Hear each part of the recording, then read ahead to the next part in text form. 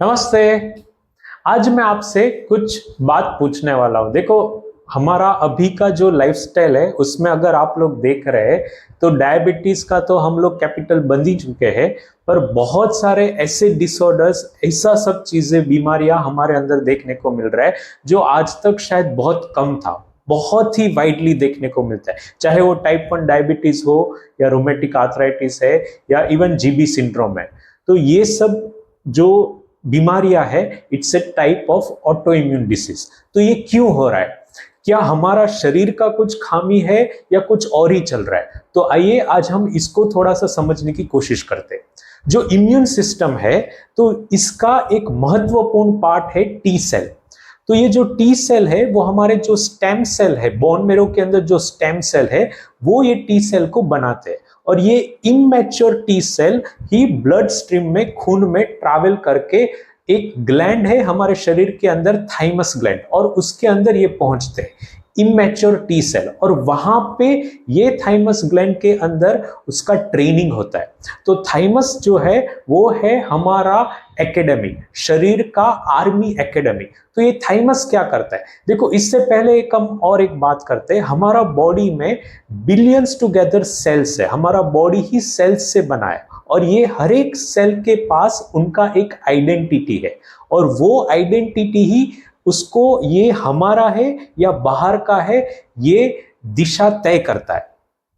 तो जब भी ये जो सेल टी सेल है वो थाइमस ग्लैंड तक पहुंचते हैं, तो वहां पे उनका एक चेक होता है। जैसे कि हम कोई भी इंस्टीट्यूट में अगर जा रहे हैं तो वहां पे एंट्रेंस टेस्ट होता है, और एंट्रेंस टेस्ट पास किया तो ही अंदर हमें एंट्रेंस मिलेगा। तो यही थाइमस भी वहां पे करता है, ये इमैच्योर टी सेल के पास, और उनको वहां पे वो एग्जामिनेशन में यही आइडेंटिटी, जो सेल का आइडेंटिटी कार्ड है, वो सेल उनके सामने प्रेजेंट किया जाता है टू चेक कि do they have that ability, क्या वो ये चेक कर सकते हैं कि ये अपना है या बाहर का है।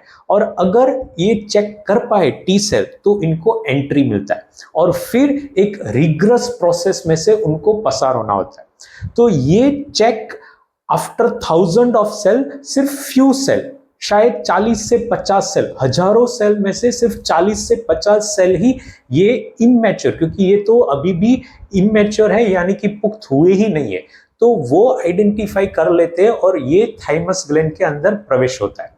तो ये जो सेल है वो काफी सारे बॉडी के अलग अलग ऑर्गन के प्रोटीन से वो वहां पे थाइमस ग्लैंड इन्हीं सेलों को वापस देता है कि क्या ये अभी ये अलग अलग बॉडी के प्रोटीन से या ऑर्गन के जो प्रोटीन से, जैसे कि ब्रेन से, लिवर से या कहीं और से, तो इसको क्या आइडेंटिफाई करे? वो 40-50 सेल जिसको एंट्री मिला है, बाकी के सब तो रिजेक्ट हो गए।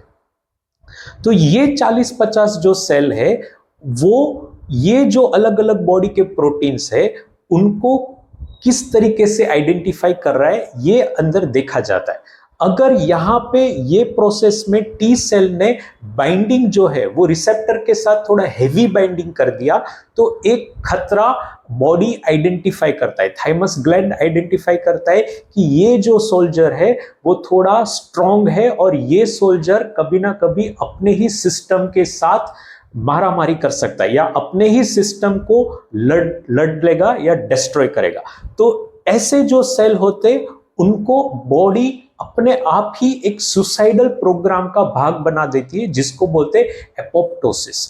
तो ये सेल को भी मार दिया जाता है, और सिर्फ इसमें से 2 to 5%, यानी कि बहुत कम, हजारों सेल में से सिर्फ 2 to 5% ऑफ सेल को और आगे की प्रोसेस के लिए उसकी जर्नी तय होती है, या तो एक्सेप्ट किया जाता है, और वहां से बनते हमारे फाइनल टी सेल, जो कि इम्यून सिस्टम का एक महत्वपूर्ण हिस्सा है। ये ब्रेक्स है, और इन्हीं के थ्रू हमारा सिस्टम एक इम्यूनिटी जनरेट करता है, जिसको बोलते हैं टॉलरेंस इम्यूनिटी।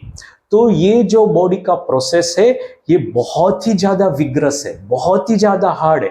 काफी सारा प्रोसेस में से तय होने के बाद चुनिंदा सेल ही, क्योंकि बॉडी का एक नियम है क्वालिटी नॉट ए क्वांटिटी। तो बॉडी कभी भी ज्यादा cell, millions together cell stem cells ने प्रोड्यूस किया है, पर सिर्फ उसमें से 2 to 5% ही सोल्जर बन पा रहे।